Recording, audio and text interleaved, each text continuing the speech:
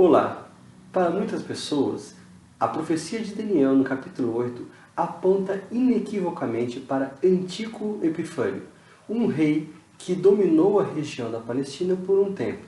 Esse seria um poder opressor profeticamente vislumbrado por Daniel.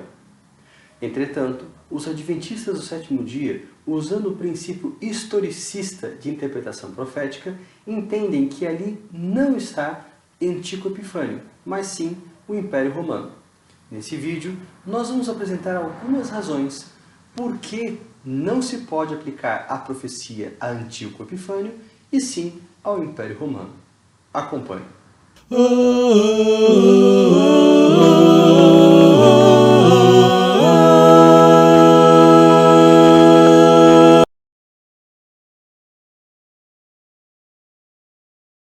Daniel capítulo 8 fala de dois poderes em batalha. Primeiro é apresentado o carneiro, que tem 2 chifres. Muitos intérpretes das escrituras reconhecem que ali está representado o Império Medo-Persa, um império que tinha 2 forças. Em seguida vem um bode, representando, para muitos intérpretes, o Império Alexandrino. Alexandre o Grande trouxe uma grande expansão ao Império Greco-Macedônio. Mas o grande chifre do bode, que representa o próprio Alexandre, é dividido em 4 partes. É então que, curiosamente, a profecia aponta para um novo elemento. De um deles saiu outro chifre, que começou pequeno, mas cresceu em poder na direção do sul, do leste e da terra magnífica. Esse pequeno chifre que surge após a batalha entre o carneiro e o bode representaria para muitos cristãos evangélicos Antíoco Epifânio. Esse rei era da dinastia Seleucida. Seleuco foi um dos generais de Alexandre. Como grande conquistador não teve filhos, após a sua morte, o seu grande e vasto império foi dividido entre 4 generais. Daí os 4 chifres do bode presentes nessa profecia. Contudo, conforme eu disse anteriormente, os adventistas entendem que esse rei não representa o cumprimento dessa profecia. E aqui há algumas razões. Primeira objeção. Todos os reis que vêm de Alexandre são representados pelos 4 chifres.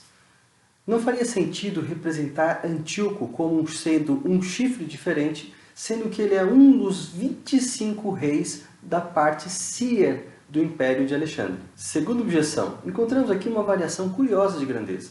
O carneiro é descrito como grande, o bode muito grande, e o pequeno chifre logo se torna também muito grande. E essa grandeza simplesmente não se aplica a Antíoco Epifânio. Isso nos leva à terceira objeção. O Império Persa é descrito no livro de Esther como sendo extremamente vasto. O macedônico é ainda mais formidável. E Antíoco não suplanta, aliás, nem chega perto desses 2 grandes impérios.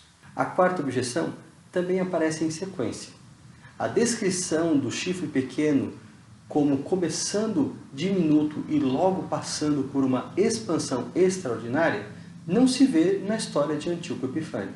Afinal, Antíoco apenas lutou para manter o seu território, que não era nem tão expressivo assim. E a quinta objeção, simplesmente seria impossível a Antíoco se erguer contra o príncipe dos príncipes, que nessa profecia aponta para Jesus.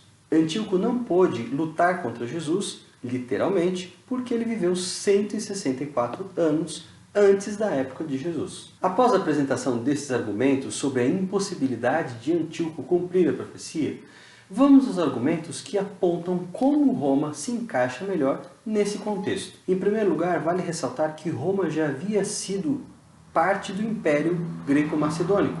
Portanto, é justo falar que de um desses, ou seja, de um dos pedaços do Império, surgiria um novo reino, Roma. Assim como em Daniel 2, nós podemos perceber que os povos bárbaros, representando os pés da estátua, também faziam parte do Império Romano. O segundo ponto, é muito precisa a identificação da expansão romana, que conquistou a Ásia, a África e a Palestina. O terceiro ponto, a identificação desse poder como pisando as hostes e as estrelas tem clara identificação com o Apocalipse, uma vez que ali nós temos uma representação de Roma papal e aqui nós temos uma representação de Roma pagã. Há uma ligação entre os dois textos e aquilo que está sendo simbolizado. Roma nas duas esferas e nos seus dois períodos. Um quarto ponto é que o caráter de Roma, um caráter destruidor, é contemplado aqui nessa profecia, assim como também em Deuteronômio 28, verso 50. Um quinto ponto, é bem verdade que Roma destruiu completamente os seus opositores. Um sexto ponto, Roma também constituiu-se um poder que fortemente perseguiu a igreja, sendo responsável pela morte de aproximadamente 50 a 100 milhões de cristãos. O sétimo ponto, Roma de fato pôde se erguer contra o príncipe dos príncipes, porque literalmente foi durante o Império Romano e sob a autoridade e poder de Roma que o próprio Jesus Cristo foi crucificado. Por último, assim como em Daniel 2, esse poder também foi destruído sem o auxílio de mãos, ou seja, de forma súbita e com a intervenção sobrenatural de Deus. Antes de terminar esse vídeo, vale dizer que esse canal está sempre produzindo conteúdos assim, estudando o desenvolvimento das doutrinas bíblicas, da verdade presente e, ao mesmo tempo, apresentando também temas que se relacionam com a fé cristã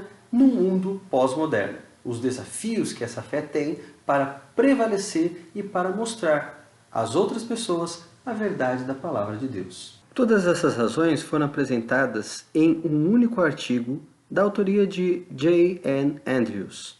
Andrews escreveu isso entre 1852 e 1853. A série de artigos sobre o santuário celestial, incluindo os motivos pelos quais Antíoco Epifânio não poderia cumprir a profecia, fazia parte da defesa de Andrews sobre a doutrina do santuário celestial. Vale lembrar que de todos os argumentos que Andrews usa, muitos depois reforçados por estudos posteriores, talvez o ponto mais fraco seja justamente o seu primeiro argumento em favor de Roma cumprindo a profecia. Afinal, Andrews coloca o Império Romano como parte do Império Macedônico. Isso não está de todo incorreto, mas há um argumento ainda mais forte do que esse. Marvin Maxwell traz esse argumento no seu livro sobre as profecias de Daniel.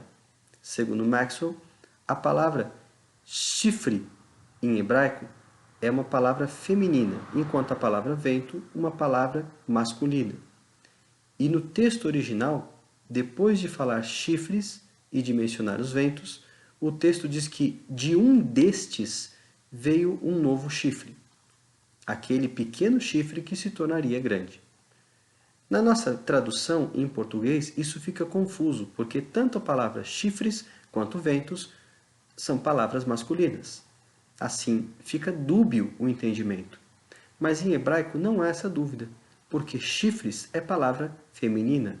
Logo, o pequeno chifre que surgiria de um dos 4 ventos da terra, de um dos 4 cantos, de um novo ponto geográfico.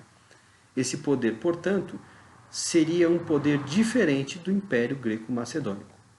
Se você quer mais desse tipo de conteúdo, não se esqueça de se inscrever, ativar as notificações e também assista outros vídeos do canal. Aquele que mais lhe agradar, compartilhe com seus amigos no WhatsApp. Assim você ajuda o canal a crescer e faz com que o nosso trabalho ganhe relevância. Não se esqueça que toda semana a gente produz vídeos novos. Então, ao final desse vídeo, desejamos encontrar você aqui na próxima semana. Um forte abraço, Deus abençoe você.